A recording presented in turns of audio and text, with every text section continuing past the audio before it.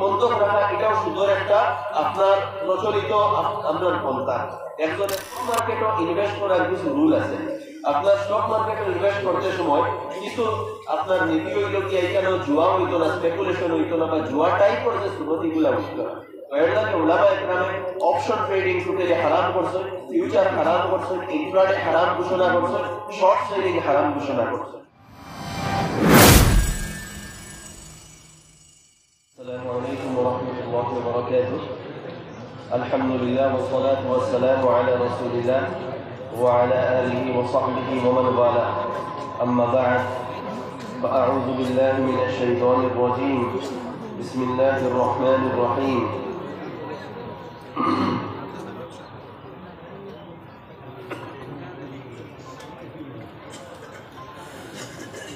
أحل الله البيع وحرم الربا. وقال النبي صلى الله عليه وآله وسلم: سبعة يظلهم الله تحت ظل عرشه يوم لا ظل إلا ظله: الإمام العادل وشاب نشأ في عبادة ربه، أو كما قال صلى الله عليه وآله وسلم. قابل احترام حضرت أمير الشريعة دامت بركاتهم, শ্রদ্ধাভাজন উলামা ইকরাম ও সম্মানিত উপস্থিতি, সময় অত্যন্ত কম।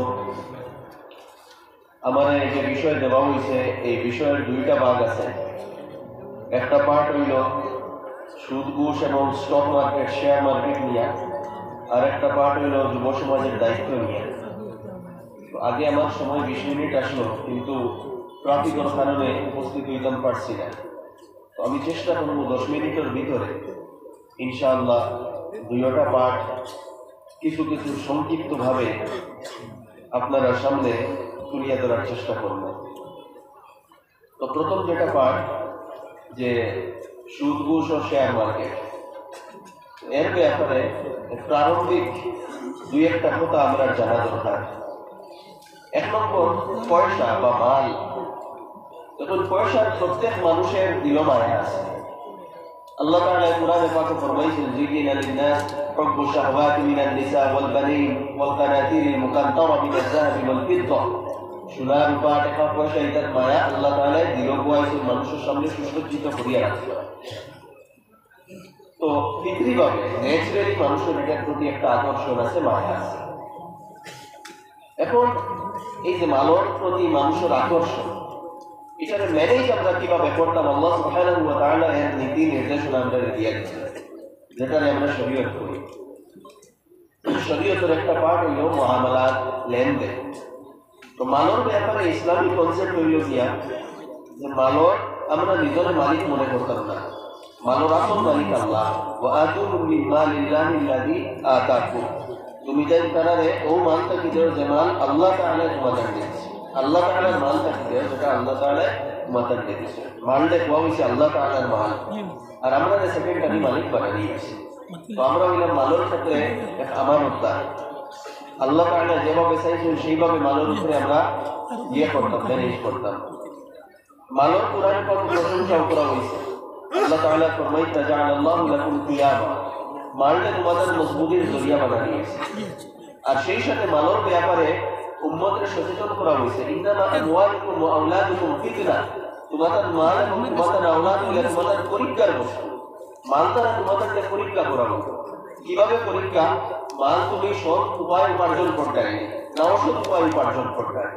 আর মাল তুমি সঠিক জায়গায় করছো রায়নি, যা ভুল পন্থায় তুমি মাল করছো রায়, ওটা হলো মালের ব্যাপারে পরীক্ষা।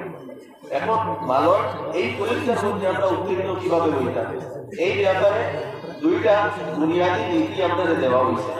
প্রথম কথা হইল যে মালের প্রতি আমরা লোভ থাকতো না। আমি একটু আগে বলেছি মালের আকর্ষণ দৃঢ় রাখা হয়েছে। এখন এই আকর্ষণকে ম্যানেজ করা লাগবে। ম্যানেজ কিভাবে করতাম?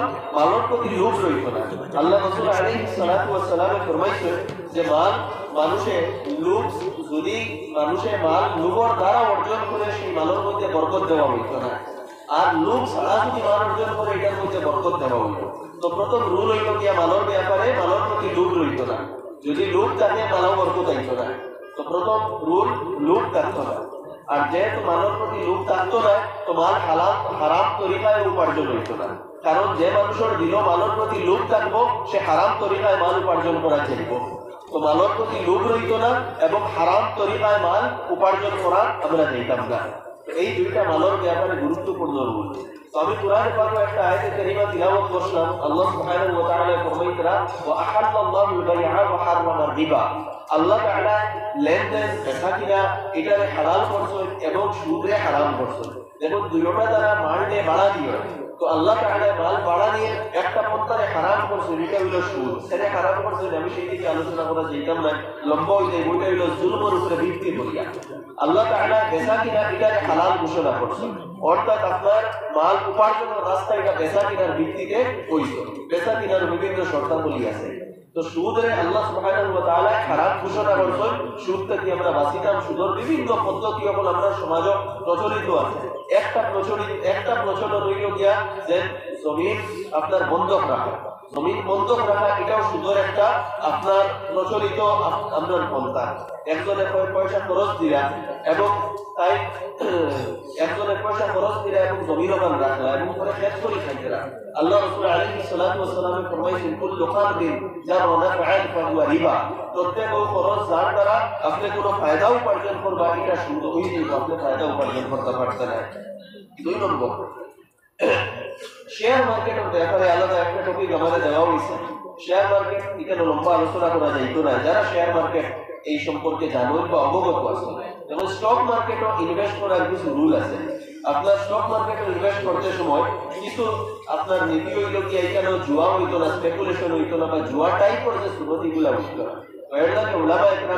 অপশন ট্রেডিং টোটালি হারাম করছেন, ফিউচার হারাম করছেন, ইন্ট্রাডে হারাম ঘোষণা করছেন, শর্ট সেলিং হারাম ঘোষণা করছেন। আমরা বিগত দিনও দেখছি অনেক মানুষের পয়সার লোভে কিছু সংখ্যক মানুষরা তো পয়সা দিয়া ট্রেডিং প্রতারণার শিকার হয়েছেন। সোশ্যাল মিডিয়ার মধ্যে, পেপারের মধ্যে আমরা দেখছি। এই প্রতারণার শিকার কোন কারণে মানুষ হইয়া? 2টা কারণে। প্রথম কারণ হইল মানুষের লোভ। আমি আগেও বলছিলাম, মানব প্রতি যদি লোভ থাকে তাহলে মানব বরকত হইতো না। আর আমরা ছোট থাকতে গল্প পড়েছি অতি লোভে তাঁতি নষ্ট। তো লোভ থাকবো আপনার মান নষ্ট হইব, তো লোভের কারণে। আর দ্বিতীয়ত আমরা উলামায়ে কেরামকে জিজ্ঞাসি না যে আমরা পয়সা এইভাবে লাগাইতাম, আর এই পয়সাগুলো লাগানো হয়েছে অপশন ট্রেডিং। আর দ্বিতীয়ত এটা আপনার নিজের কোনো ওয়েলায় স্টক মার্কেটও ইনভেস্ট করা। স্টক মার্কেটে ইনভেস্ট করতে হলে এটা আপনার শিখা লাগবো, বুঝা লাগবে, নলেজ অর্জন করা লাগবো। চাহে আপনি ফ্রিতে শিখুন, চাহে পেইড কোর্স শিখুন, যেভাবে আপনি শিখুন, আপনি শিখে আপনি স্টক মার্কেটে ইনভেস্ট করতাম। তার প্রসেস হইল আপনার ট্রেডিং অ্যাকাউন্ট বানাইতে, ডিমেট অ্যাকাউন্ট আপনার থাকতো। এরপরে আপনি নিজে ট্রেড করতে এবং এটা শিখা লাগবো, বুঝা লাগবো। এটা কোনো সহজ জিনিস না। তো স্টক মার্কেটে ইনভেস্ট করতে হইলে আপনি অপশন ট্রেড করতে পারতেন না, ফিউচার করতে পারতেন না, ইন্ট্রাডে করতে পারতেন না, শর্ট সেলিং করতে পারতেন না। যারা ট্রেডিং করেন তারা জানেন। আমি বিস্তারিত যাই, আমরা সময় কম, আমার সময় কমে গেছে, 2-3 মিনিট রয়েছে। এরপরে একমাত্র আপনি লাগাইতে পারবা ইকুইটি ডেলিভারি অপশন আপনি লাগাইতে পারবা। ইকুইটি ডেলিভারির মধ্যে লাগাইতে পারবা, এছাড়া লাগাইতে পারবা না।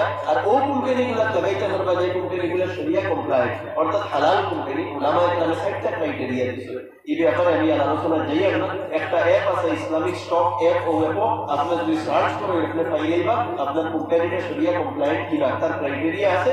এগুলা লম্বা ডিসকাশন কেন আলোচনা করা যাইত না। তো স্টক মার্কেটে ইনভেস্ট করতে হইলে এই শর্ট আমি সংক্ষেপে আমি কিছু রুলস বর্ণনা করলাম। বিস্তারিত জানবার হইলে আমার লগে ব্যক্তিগত যোগাযোগ করতে পারবা, উলামায়ে কেরামকে জিজ্ঞাসা পারবা। দ্বিতীয় আরেকটা কথা আমাদের এখানে বলা হয়েছে যুব সমাজের দায়িত্ব। এটাও লম্বা টপিক, আমি সেই দিকে যাইতাম না। আল্লাহ রাসূল আলাইহিস সালাতু ওয়াস সালাম ফরমাইছেন নুসিরতু বিশ-শাবাব, আমার শাবাব অর্থাৎ যুবক দ্বারা সাহায্য করা হয়েছে। অর্থাৎ আল্লাহ রাসূল আলাইহিস সালাতু ওয়াস সালামের যে দিনের মেহনত এটা করছেন, এটা কার মাধ্যমে করছেন? যুবকগুলোর মাধ্যমে। 40 বছর বয়সে দুনিয়ার মধ্যে যে নবুয়তের দায়িত্ব আল্লাহ রাসূল আলাইহিস সালাতু ওয়াস সালামের দেওয়া হয়েছে, এই দায়িত্বরে আগুয়া লইয়া যাইতে দিয়া পিছনে যে টিম আসলো সাহাবায়ে কেরাম রিদওয়ানুল্লাহি তাআলা আলাইহিম আজমাইন, এই টিম হইল যুবকগুলোর টিম।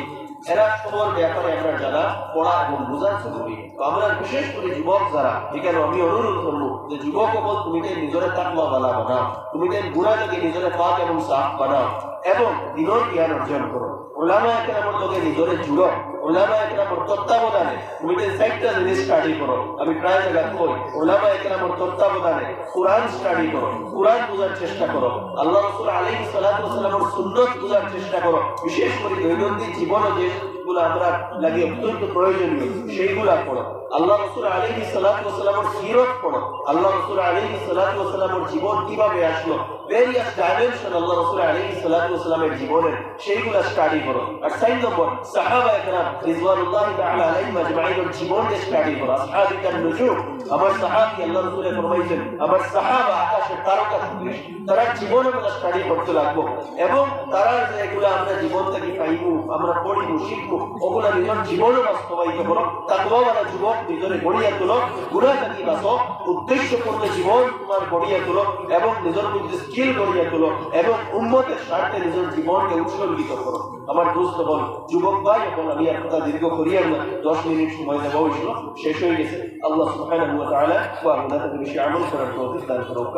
ওয়া আখিরু দাওয়ানা আলহামদুলিল্লাহি রাব্বিল আলামিন।